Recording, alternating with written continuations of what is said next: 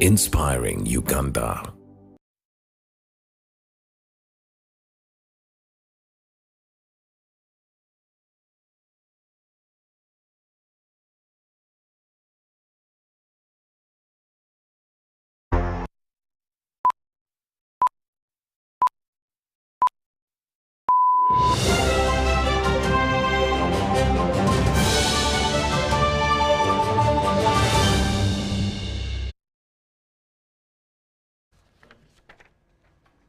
A very good evening and welcome to UBC News Tonight once again at 10 p.m. My name is Sharon Kyomugisha.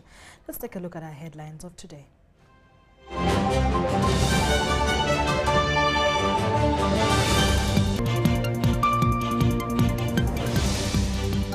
President Museveni writes to PM Rubna Nabanja over the iron sheets bonanza. 37 people perished during Easter season and 13 were civilians. Police deploy heavily at Makerere University ahead of the Friday, April 14th elections. Kabaka Ronald Muwendam to be the second to flag off activities to mark his 68th birthday.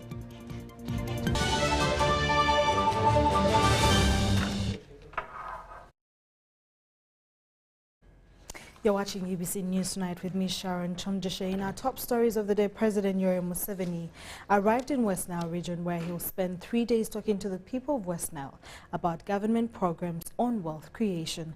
Now, his first visit was in Arua City where he directed that electricity be extended to the region to enable investors, open industries and people creating jobs.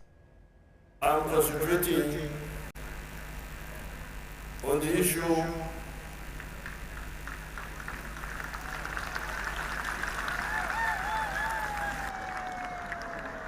of the wealth for the whole state. President Yoweri Museveni, who has today kick-started his tour of West Nile sub-region, has praised Aliamoy Swaibu and his family for religiously following his advice of adopting modern commercial and calculated farming that has now propelled him into the money economy. He described the progressive farmer as his co-teacher who listens and does what he is taught.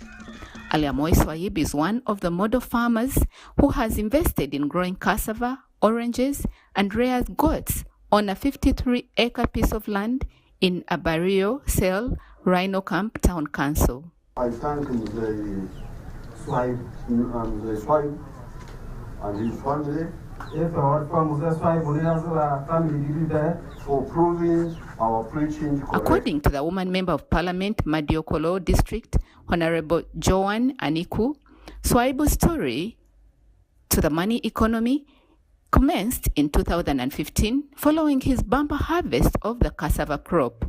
She added that the farmer, having followed President Museveni's advice of growing citrus fruit, ventured into orange farming and has planted over 400 trees that earn him more than 20 million shillings per acre.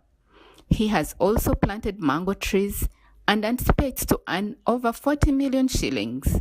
The president thanked this family for providing the correctness of the wealth creation gospel. We are here to prove that Ugandans can get out of poverty wherever they are. Also, in other words, there are also Uganda Pinikiri, Uganda, And the Swipe has assisted us in that. At the farm of Mr. Obetia Moses, who was offered 400 acres of land by Mr. Agadru Alex, President Museveni expressed his gratitude for the family for showing Ugandans that wealth can be created through commercial farming. Now we are developed.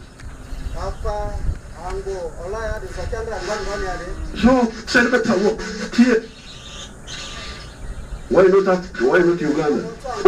The president pledged to support him with barbed wire and concrete poles that cannot be eaten by ants or rot because of the soil. There was another huge success story at Eyama Sale in Awadri Ward, Aivu East Division, Arua City, when President Museveni paid a courtesy call on yet another progressive farming family of Mr. Bayo Richard and his wife, Alisaba Eunice. The couple have an integrated farm of mango trees, a variety of fruit seedlings, piggery, poultry, and are now deeply involved in the money economy. They disclosed that they started their farm in 2011 while still at the university with their savings from their allowance of 600,000 shillings. The president promised to support them with a solar irrigation system. Prisla Namara reporting. This president of Uganda still today has pledged action against government officials who participated in the iron sheets distribution bonanza after police investigations. In a 1.5-page letter addressed to the Prime Minister Robna Nabanja, Museveni wants beneficiaries to return the iron sheets either in physical or cash. He wants ministers involved to take personal responsibility by paying back the iron sheets. Museveni, who describes the act as not just a political mistake but theft, warns ministers against sacrificing security for cheap popularity. Museveni's letter comes at a time when Karamoja Affairs Minister Makerere Guild is on remand, pending reappearance before court for bail application on the 12th of April 2023.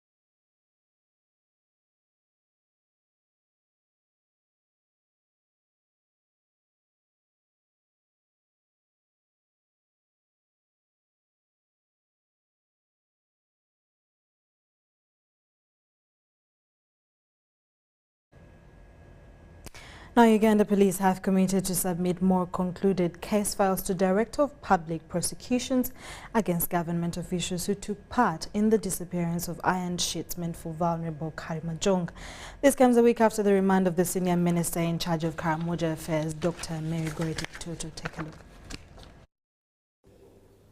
The interagency security team investigating the disappearance of about 30,000 iron sheets meant for the vulnerable Karimajong will submit concluded case files to the Director of Public Prosecutions against government officials who allegedly stole iron sheets for vulnerable Karimajong. Because of the importance of having a well-organized case management system, we had to ensure that our findings are thoroughly documented and in a manner that makes it easy for the Office of the DPP to digest the report for purposes of prosecution.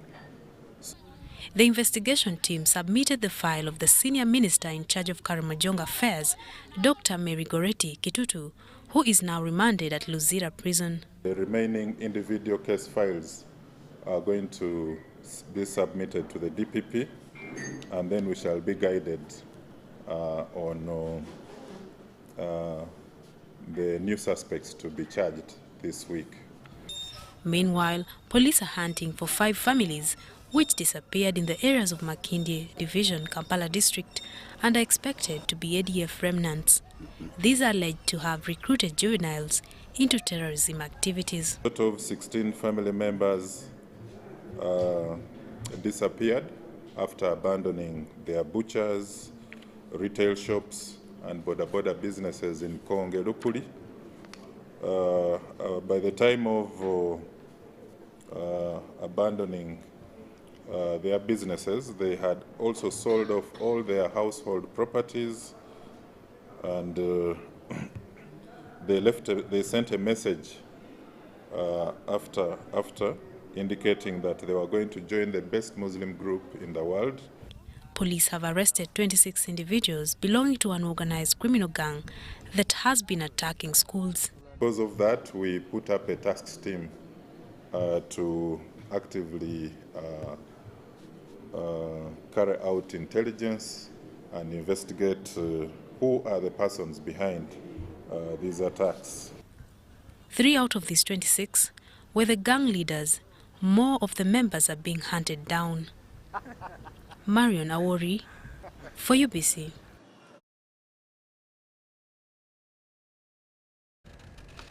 More news about the Iron Sheet saga. The Land Friends advise that the law holds all ministers involved in the Karamoja Iron Sheet saga accountable. They say by law, those who returned the iron sheets and those who declined equally participated in corruption and abuse of office. After accusing government officials for allegedly being involved in Karamoja Iron Sheet saga meant for Karamoja sub-region, some of the ministers apologized while the Speaker of Parliament, Anita Among, and the State Minister for Karamoja Affairs, Agnes Nandutu, returned the iron sheets. I did not ask for them, but I ordered that they should be given to schools. Innocently. I did not open a shop, sell them, but they were given to schools, government schools. The iron sheets were labeled OPM.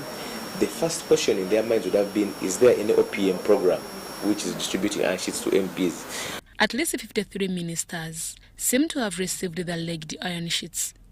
The team changed their position and said, we don't want you to buy the iron sheets. We want to recover those ones. If I had primary schools who also had requested differently, I would have divided the iron sheets among them. Liability is created from the time the diversion happens, from the time you receive these goods, and you either make a decision to take them to another place or even to retain them. On Tuesday last week, Karamoja Affairs Minister Makerere Guild appeared before the Anti-Corruption Court on charges of loss of property, corruption and conspiracy to defraud. Chitutu, Makerere Kimono conspired together by deceit to defraud beneficiaries.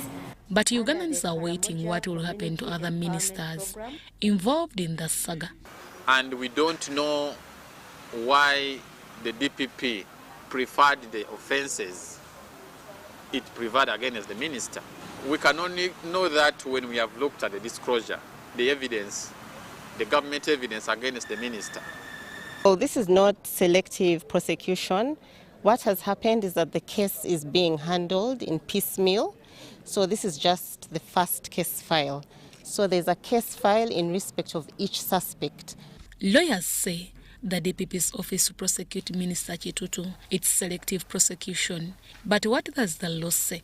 It doesn't matter whether you return them, it doesn't matter whether you're paying in cash, it doesn't matter whether you put them to good use. The ingredients are that one, the program for these iron sheets was meant to be Karamoja.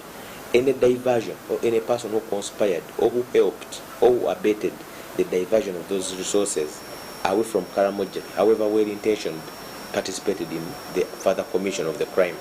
To resolve the Karamoja Iron Sheets saga, Parliamentary Committee on Presidential Affairs, the IGG's office, Attorney General's office and the police investigated the matter. For us to know what really happened and what should be done against the ministers, including the Prime Minister, who is supposed to supervise the minister who was charged, and it is on record that even the Prime Minister received the iron sheets, and the Prime Minister, including the Vice President. We pray that the report is released by the police and the Parliament for us to know and be satisfied that what was done by the DPP to only charge one minister was right. Minister Makerere Guild will appear in the Anti-Corruption Court tomorrow to face the same charges that led to her remand to Luzea Government Prison. Deborah Namamonde, Nantongo Rebecca, UBC News.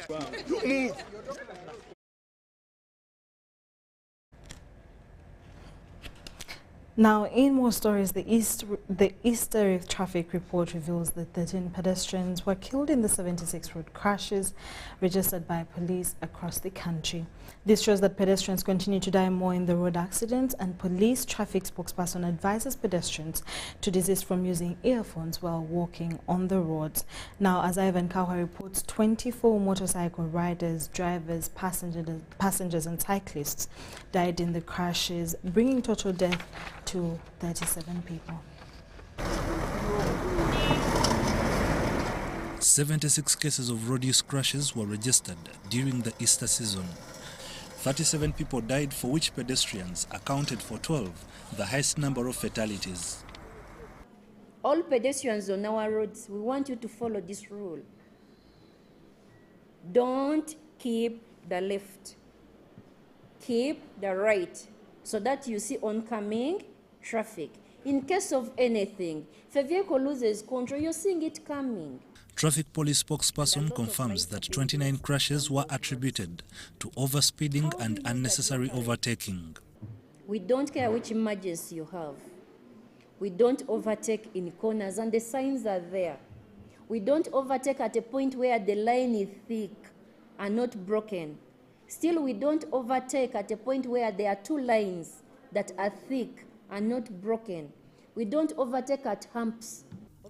Between 7th and 10th April 2023, bus and coaster companies emulated high state of discipline on the roads. So we thank all those people who drive coasters and buses for the discipline you exhibited during this Easter season. Keep it up. We have to reduce the crashes on the roads. Road users need to respect road signs, especially at the express and highway, to minimize accidents. So avoid driving in the inner lane. It has to be left empty for overtaking or those ones turning off. Whereas police has done all it can to monitor road usage, the main responsibility remains on road users' discipline. Ivan Kahwa, UBC News.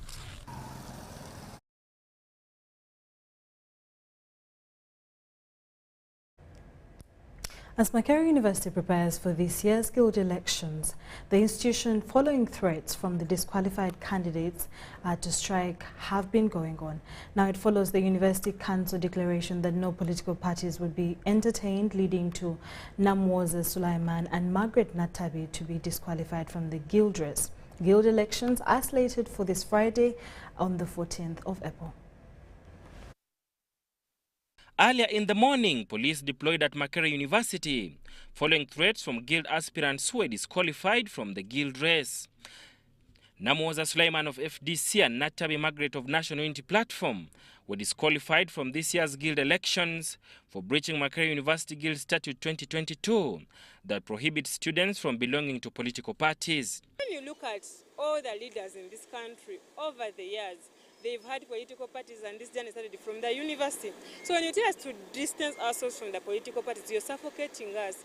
This is the time we're supposed to be nurtured.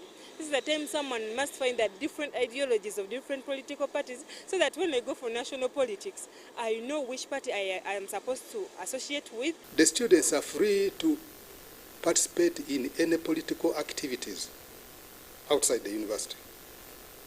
The university is not a political organization. The university is a university. It is an educational institution. The disqualified candidates are accusing the Electoral Commission for its failure to critically investigate into the matters that caused the violence during the political debate held at Mitchell Hall, and have since gone to court. They disqualified me, but I'm in court. When you read the statute, you read the Constitution, the Electoral Commission chairperson has no rights whatsoever to disqualify me from the race. We have electoral offences, they are very clear. Is there candidates who flouted the rules, and the rules are very clear. So they were disqualified. So what is the problem? They were disqualified because they flouted the rules. Everybody else was following the rules. These two thought they were special, and they flouted the rules. But the two major issues which are currently causing turmoil at the university is the fact that they made the Students' Guild to be non-partisan, and they are implementing that. They also made the issue of virtual elections. Makerere University Vice-Chancellor Professor Barnabas Nango insists that political parties shall not be welcomed at the university. So those who are interested in politics, they can go out and do their politics, and nobody is going to follow them up. But here, if they are here, let them study, and if they want to participate in the Guild, electoral processes, they should know that the Guild is a non-partisan institution. It is there to serve all the students, and that's what it will be. 2 students have so far been suspended from the university for participating in unauthorized political debates and violating Makerere University Students Regulations 2015. It is so unfortunate that students are just suspended without even being taken to the disciplinary committee. Someone is not given any hearing. The university is not even sure if the boy was there. All they know, he belongs to a given camp. The regulation is, if you have been involved in activities that disturb the peace at the university, I suspend you and then investigate. And that's what I've done. And that's what has been happening in the whole history of Makerere University. The 2022 Makerere University Guild Statute was established following violent campaigns in which a student of Uganda Christian University, Betungura Bewati, was killed. Sada Mubale, UBC News, Kampala.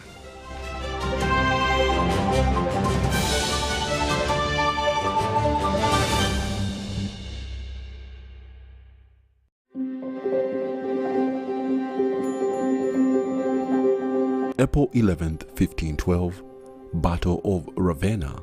French forces under Gaston de Foix defeated the Holy League in a major battle of the Italian Wars. April 11th, 1783, hostilities formally ceased in the American Revolutionary War. April 11th, 1814, Napoleon Bonaparte was abdicated unconditionally and he was exiled to the island of Elba in the Mediterranean. On April 11, 1955, the chartered Air India plane, the Kashmir Princess, bombed and crashed into the South China Sea in a failed assassination attempt on Zhou Enlai by the Kuomintang secret agent. April 11, 1968, the US President Lyndon B. Johnson signed the 1968 Civil Rights Act. April 11, 1979, the Tanzanian army captured Kampala, the capital of Uganda, forcing Idi Amin to flee into exile in Libya. On April 11, 2015, Barack Obama and Raul Castro met in Panama, the first meeting of US and Cuban heads of state since the Cuban Revolution. On April 11, 2019, Sudanese President Omar al-Bashir overthrown, arrested by the army in Khartoum after 29 years in power.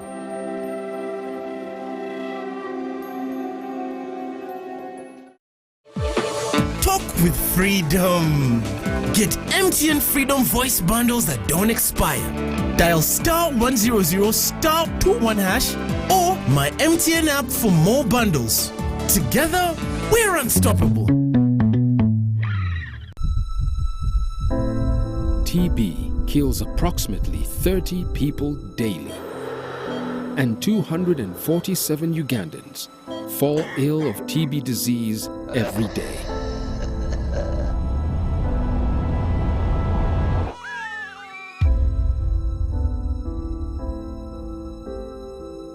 TB has killed dreams and families. We all deserve a chance in life to hustle, smile. We all deserve a chance to dream and be the best version of ourselves. It is preventable and curable. Know your status.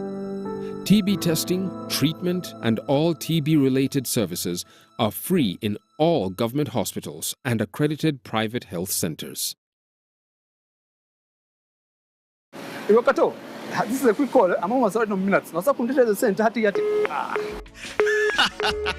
Why rush through such important conversations? Airtel Uganda has made it possible for you to call across all networks in Uganda at the best rates with the new Bona voice bundles. Stay connected anytime, anywhere, with minutes valid for calls on all networks. Dial *100 *1 hash, select voice bundles and select Bona voice bundles today. Airtel, the smartphone network. This isn't just a girl. She is the future. This is a teacher, a doctor, a community leader, our future president. She is our family's pride, and as her father, I will protect her from child marriage and talk to her about the dangers of teenage pregnancy. we each have a role to play in empowering our teenage girls to protect them from child marriage and pregnancy, because when we empower them, we empower our nation. Protect the girl, save the nation. Take action. Report any case of defilement or child marriage to the police or call Sauti 116.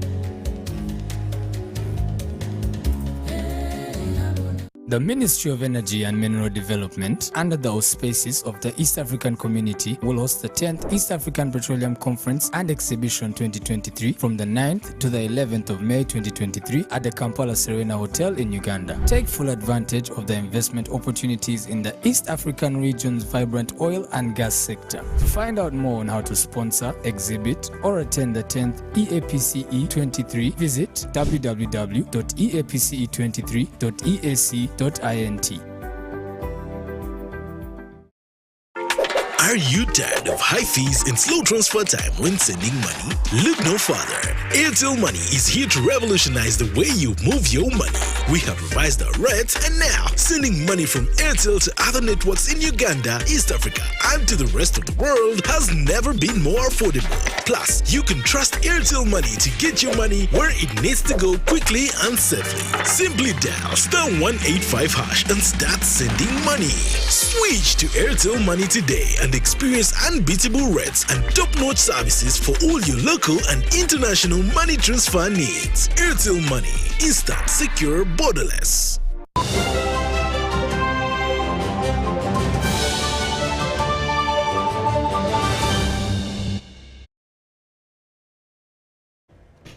Welcome back from that short commercial break.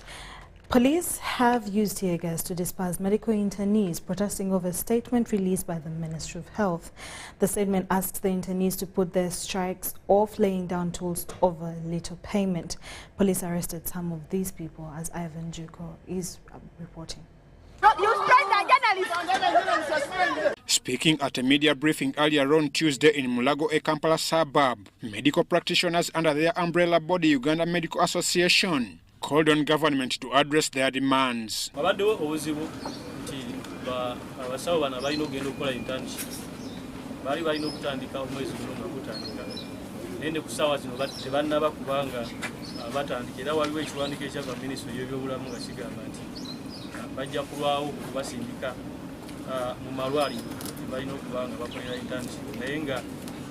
They demanded the Ministry of Health to look into the urgency of these medics to put off the strike. We request that the Parliament should provide the necessary funds to Ministry of Health through the health budget of 2023-2024 to ensure that medical interns are paid their allowances. Us as doctors, you're not even allowed to kiss your patient.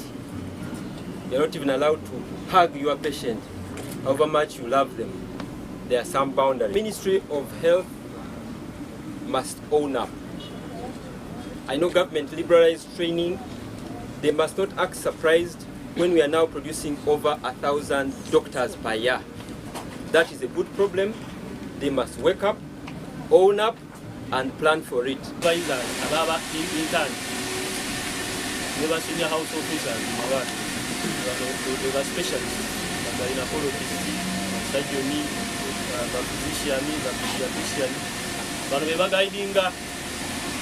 Medical interns abali mawaliro bakasanje bintu bakola bituufu wababulamu ne babayamba okubanga bagattamu ne babayigiriza okulongoosa ne wabongera okubabangula okusobola okufuuka abasawo abalungi. Wabula twafuna obuzibu nti emisaala gy'aba specialist bano abasupervising aba intern ne basenior house officers emisaala gyabwe si mirungi.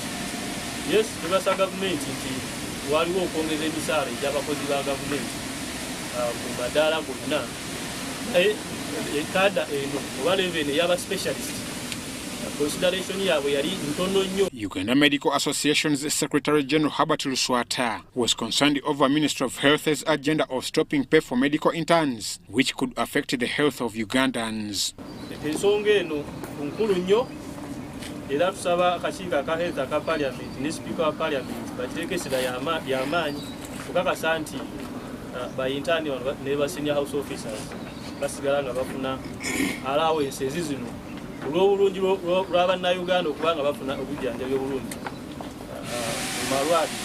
The medical interns threatened to strike should government fail to address their issues before Friday. They peacefully demonstrated at the roads of Mulago holding placards. Police was on standby to avoid any unrest. Later, a scuffle ensued between the medics and police, as police stopped them from accessing other parts which they resisted, prompting police to spray tear gas to disperse them, arresting some. I'm Ivan Juko for UBC. Thank you, Ivan Juko. We hope you're actually safe from covering that story. But moving on from that, on the 11th of April 1978, the 8-year Idi Amin regime was overrun, ending the dictatorship. So, section of political activists in Lango have called upon government of Uganda to include 11th April among important days and declare it a public holiday. Led by former Oyam South legislator Isha Otoa Miza, the team says that it is worthy to recognize the sacrifice of gallant sons and daughters who liberated the country from Amin's dictatorship. Front. We have today, Wednesday, 11th April 1979, captured the Ugandan capital of Kampala. On this day, 44 years ago, this voice pierced the clouds through the airwaves of the then Radio Uganda. The David Oyiro Jokes-led Uganda National Liberation Army, supported by the Tanzania People's Defense Force, hosted Field Marshal Idi Amin's government. We actually got in Kampala on the 9th. When we went to Radio Uganda, there were no news readers at the station. So for 2 days we were looking for people who could work for us. And we found Dick Nyai was with us in Dar es Salaam. We tasked him with the mission to find out who is still alive, who could come and help us with this radio thing. It will not marking time Uganda. On the 11th of April 1979, when Amin was overthrown, Patrick Abalna, a cultural leader, was a student at Umbache College in Arua. The announcement coincided with the day the school was closing for holidays. Abal says it was a hard experience traveling from Arua to Amolatar, the journey that took 1 week. I found my parents and everybody had given up hope because schools here had broken long ago. So they say, how can somebody make it all the way from Arua? I think they were waiting to do a funeral. This liberation took a lot of sacrifice of our very own people. Former Yam South legislator Isha Otoa Miza wants government to declare 11th April a public holiday in recognition of the gallant sons who sacrificed their lives. We are grateful that the current government recognized the killing of Archbishop Janane Luhum, who was killed by Amin. But we think that that is not enough to just honor one person. When our uncles, fathers, parents, relatives and what were also killed, why couldn't we make it a national day?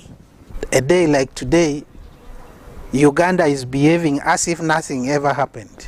If there was ever a liberation in this country, it was that 79. Otoa also wants surviving liberators recognized. Therefore, we concerned citizens and activists would wish to launch the documentation and the annual commemoration. Otoa and team are documenting all heroes and victims of the liberation struggle. Eddie Olwa, UBC News.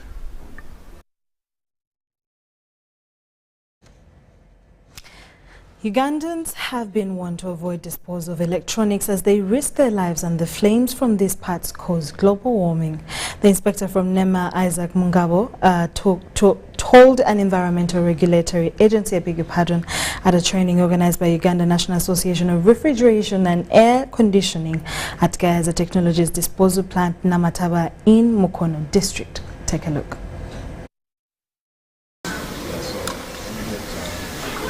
According to a survey by Uganda Bureau of Statistics, the number of households owning television sets slightly increased to 19% in 2019-2020 from 17% in 2016-2017. However, the same findings revealed the number of Ugandans owning radio sets declined. Even with those statistics, disposal and laying off of these electronics remains a threat to lives of citizens and climate change. National Environment Management Authority and Uganda National Association of Refrigeration and Air Conditioning have organized a training for learners on dismantling such products. Training is to equip the practitioners with knowledge, skill, equipment, and attribute. It had caused the world a lot of problems. One is depletion of the ozone layer. Two is global warming.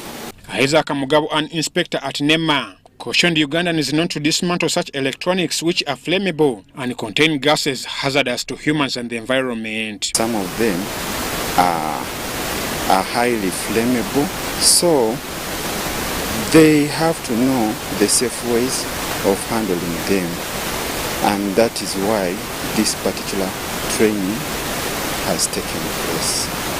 And then after using them, these substances are released into the atmosphere, and when they go to the atmosphere, they cause ozone depletion and global warming. Knowing how to dispose these substances is vital. The process of dismantling these items must take place in gazetted points. In touch with that is what we want to emphasize that there's also protection of the environment. And that's why now UNARA comes in to ensure that anyone who is practicing, even if you know how the systems work, you also know how to dispose them. You know, many issues right now in the environment actually in relation to disposal. The disposal of electronic waste, even not only the refrigeration, but also TVs, radios, all that is needs to be disposed of in the most professional way. So UNARA right now provides for advice on that. Right now we're in touch with Chambogo University, where we do most of such kind of work, and that helps to ensure that anyone who is practicing at least has somewhere to run to for advice and to be guided how best to dispose some of these items. I'm Ivan Juko for UBC.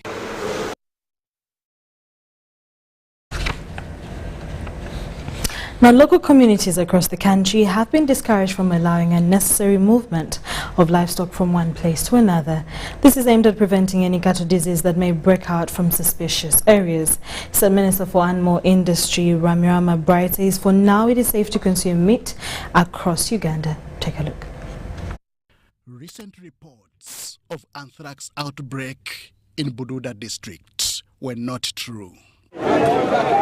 These fears have been allayed by State Minister for Animal Industry, Ramirama Bright. We did vaccinate in affected areas and we took precautionary measures.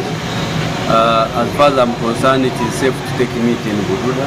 So as far as I'm concerned, the issue of anthrax was fixed, and we don't have a threat in that area anymore. He says the current meat on the market is safe for human consumption. But I can only advise farmers and other stakeholders they should not eat meat from a dead animal. They should only eat meat inspected by veterinary professionals. However, Ramirama warns locals against unnecessary movement of livestock. We are sensitizing the people and we are trying to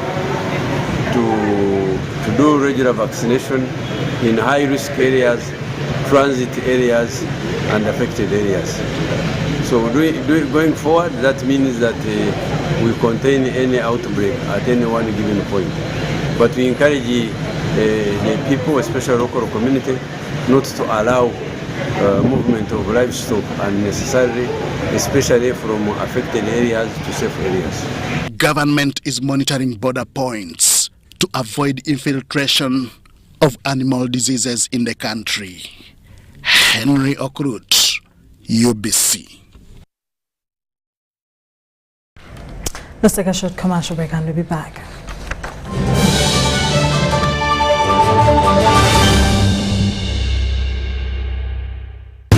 Of supporting health in Uganda. This year, the Kabaka Birthday Run will mark its 10-year anniversary on Sunday, 16th April at Lubidi, starting 7 a.m. and continue the fight to end AIDS by 2030. Buy your running kit today at 20,000 shillings from Airtel shops, Benchwanuka, Fubani, New Taxi Pack, or Majestic Brands office in Bulagi Mango. You can also pay using Airtel Money. Dial *185 *5 hash. Kits purchased using Airtel Money shall be picked from Airtel Wampe or Shop. Proudly sponsored by. This isn't just a girl. She is the future. This is a teacher, a doctor, a community leader, our future president. Their support meant so much to me. And as a teenage girl, I stayed focused and was protected from child marriage and teenage pregnancy. I will support other girls against child marriage and teenage pregnancy. Take action. Report any case of defilement or child marriage to the police or call Sauti 116.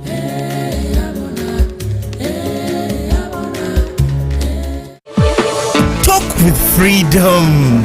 Get MTN Freedom voice bundles that don't expire. Dial *100 *21 hash or my MTN app for more bundles. Together, we're unstoppable. Corporate Games is back, bigger and better. Our next outing is on the 16th of April 2023 at Chambogo Sports Grounds. The entrance is for free and we'll have our games running from 8 a.m. to 5 p.m. Remember, you can be part of the Corporate Games family and experience a number of benefits like annual participation, team building, free exhibition, branding opportunities, full media coverage, and featuring in the Corporate Games magazines.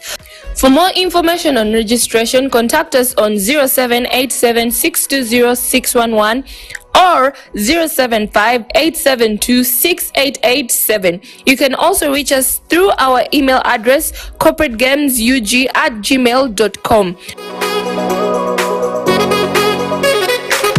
Corporate Games, inspiring corporates through sports.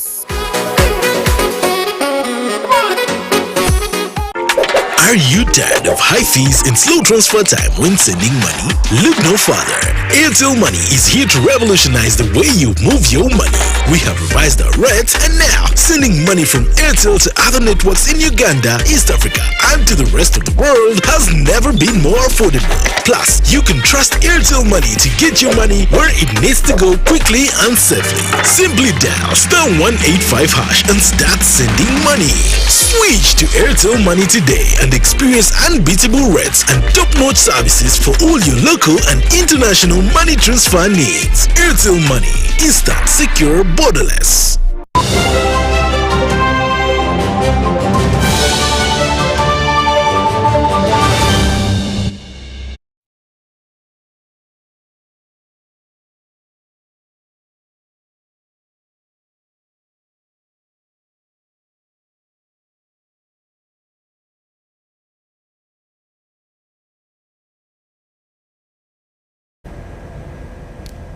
Thank you so much for still watching UBC News Tonight. In our business stories, technology has been singled out to be with an essence to youth empowerment. Now, the Chief Executive Officer of GSM 5G, Raza Ali, told UBC that every youth can benefit from ICT. He's seeking a partnership with government to initiate projects that youth can exploit to become better with ICT. ICTs have a wide range of information and tools with the capacity to create wealth and end poverty. At least 49% of Uganda's population have access to a smartphone, desktop computer or laptop and other tools. These can create wealth when utilized. GSM 5G executive Ali Raza told UBC that he has created opportunities for youth through training with the tools to create employment. Technology has the answer for the youth empowerment. Meanwhile, adoption to smartphones in Uganda is 16%, creating avenue for youth to get a range of information and ICT tools to do business. Must talk about not to use only for the things of the luxury, that WhatsApp you are using, you're talking to the girlfriend, or you're talking. They must utilize their system to the business. Once they're using internet, they must use for the business standard subject.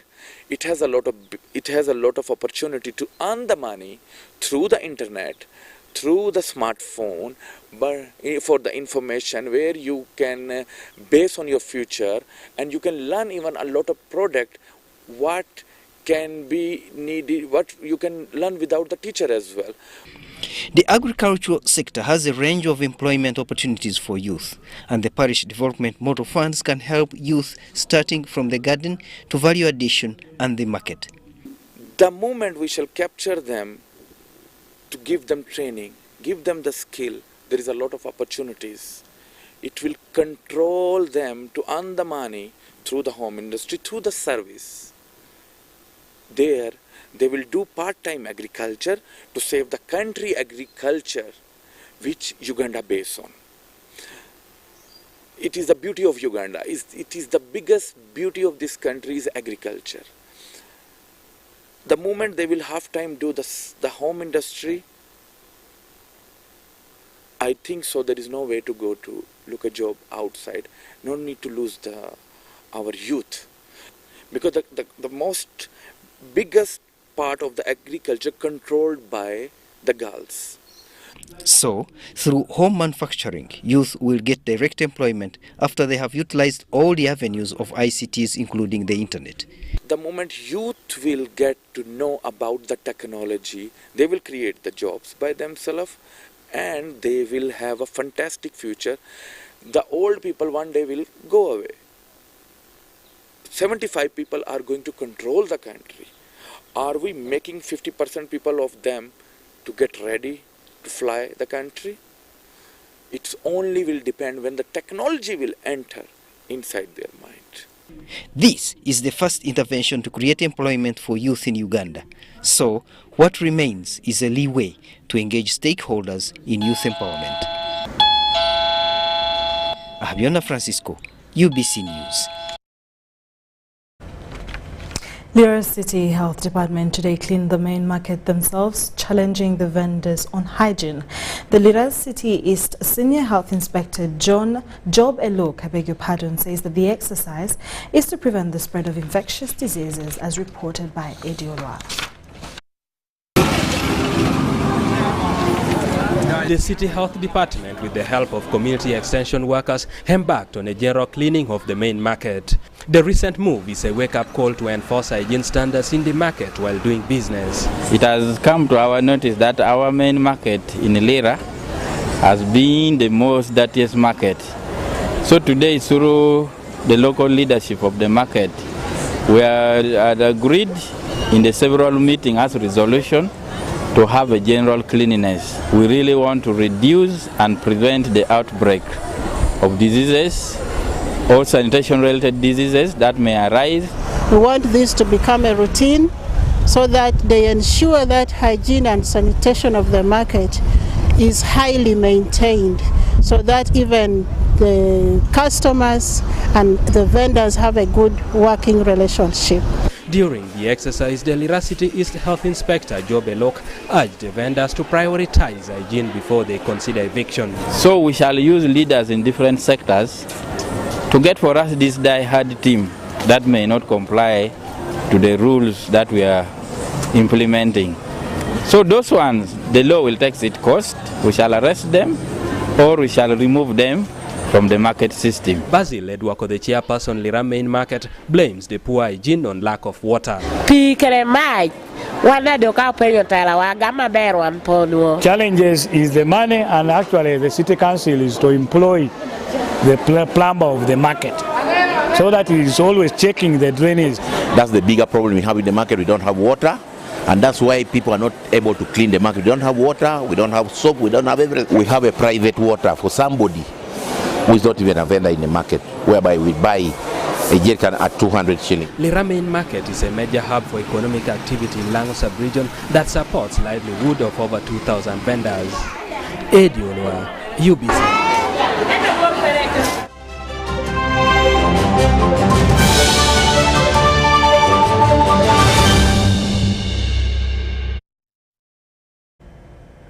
The Katikiro of Buganda, Charles Peter Maiga, has affirmed the presence of Kabaka Ronald Muwenda Mutebi II in all activities to mark his 68th birthday. Beehives of activity are on through the week in the entire Buganda Kingdom. Details follow from M1 Gabo. The Kabaka of Buganda's birthday celebrations have always been a cocktail of events that include prayers, a mini run, and the party fest with a new theme each year. And after missing out on last year's celebrations, where the Kabaka had travelled for treatment, the organizing committee has a lot to offer. 200 official guests have been invited for the party celebrations this Thursday, where merrymaking and entertainment takes the event, as Kabaka Ronald Muwenda Mutebi II turns 68. But first will be the prayers led by the Archbishop of the Seventh-day Adventist Church, Dr. Moses Maka. The Category of Buganda, Charles Peter Maiga, affirms that all is in order to have the best celebrations. Olwokunanga ennaku z'omwezi 13 ogwokuna tujja kuba n'okujaguza mu Lubiri e Mengo. Naye omukolo gwa bbaluwa. Era nsaba abo abaweereddwa ebbaluwa bajje nazo olwokuna. Ku olwo Ssaabasajja Kabaka ajja kulabikako eri Obuganda. And just like the previous years, hundreds will on Sunday converge to Lubiri Mengo for the birthday run, where the king will flag off competitors. Other regions across the country will equally run respectively, with proceeds from the run directed towards the fight against HIV and AIDS.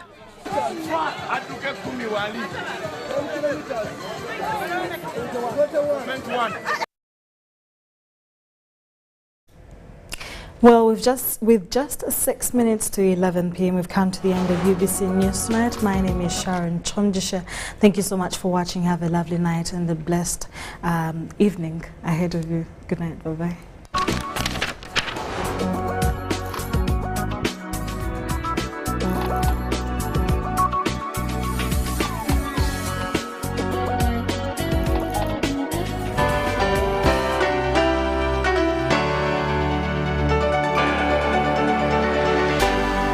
UBC, inspiring Uganda.